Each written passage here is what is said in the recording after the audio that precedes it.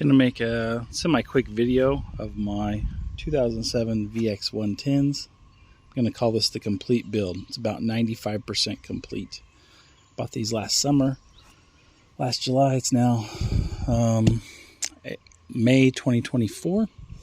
All right, so these are 2007 VX110s. Bought a pair with 100 hours each. This one has a Riva seat cover on it. We used I think it's a 3mm contractor bag under the seat cover, but this is way grippier. The factory seats always tear right here on these cruiser models. I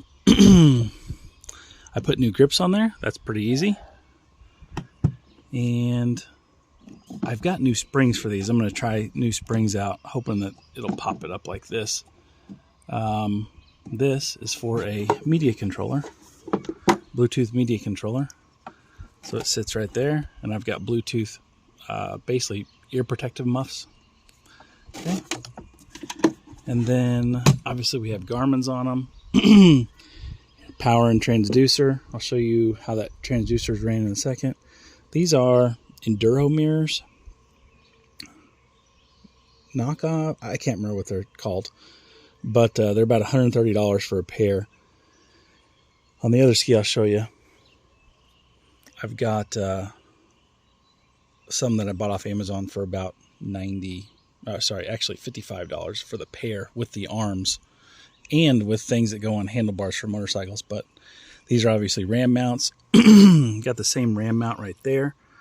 And then this is like the longer ram mount, but this thing sits perfectly. It doesn't move around or anything like that. And then these are protected, so I just take these off if we're someplace public. We need to take those off. I put new bunks on this trailer. I just put new impellers in these skis. That was actually easier than I had anticipated. You can see the difference in the seats there, and you can see this one's tearing too. We're probably going to end up replacing this one as well. Just haven't done that yet. It's a lot of work. It took me 2 hours just to remove the staples.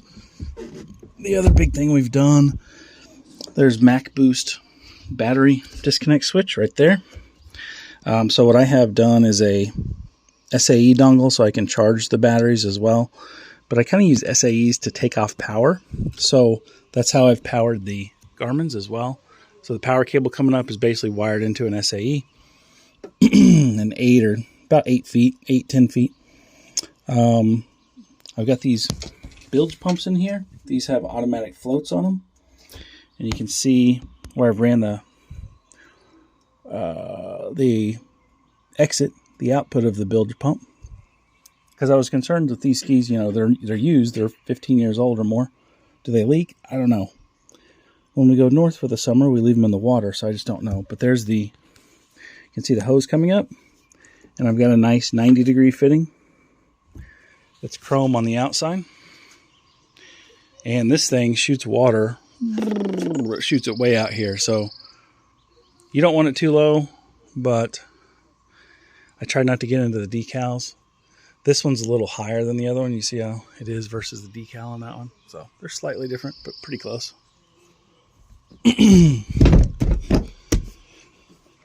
This is the easy way to connect to the dock. These are bungees. So we usually just anchor the back if we're just going to go sit somewhere. As long as there's no waves and stuff, you've got to stay away from basically all docks. So that's handy. It's permanently attached there and then semi-attached here, so it's easy to get to. I call this the blue ski, that one the red ski. I can kind of keep the maintenance apart. This is a soft loop tie down usually for tying motorcycles down in trailers.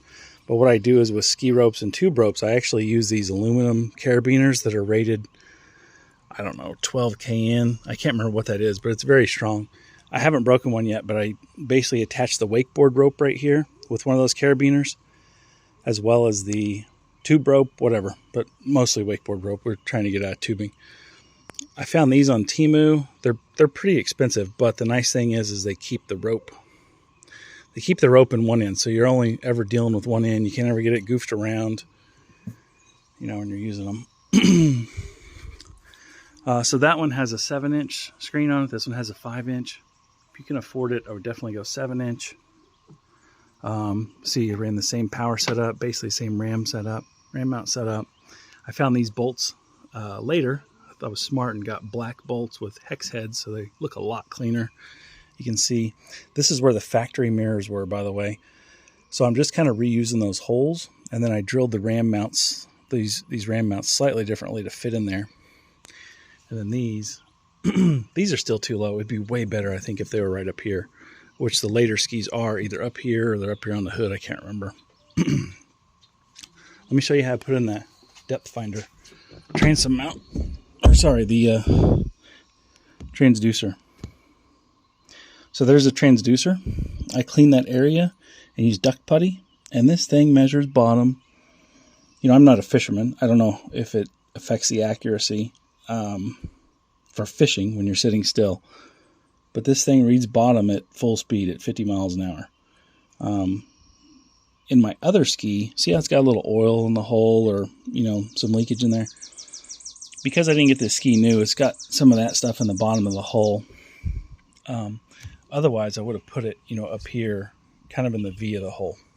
But this is working really, really, really good. I really only need this, you know, for new lakes or where I don't know where the lakes are, because our Garmin's have depth. They have lake maps built in. Let's see, the one thing, you can't buy new of these, which kind of sucks. So I bought some white duct tape. I'm still going to fix that up. You can see I pulled the power and the transducer cable up through here, which you got to kind of pull this thing out, and then there's a reusable zip tie here, and then you just feed them right through that thing. I think that's all.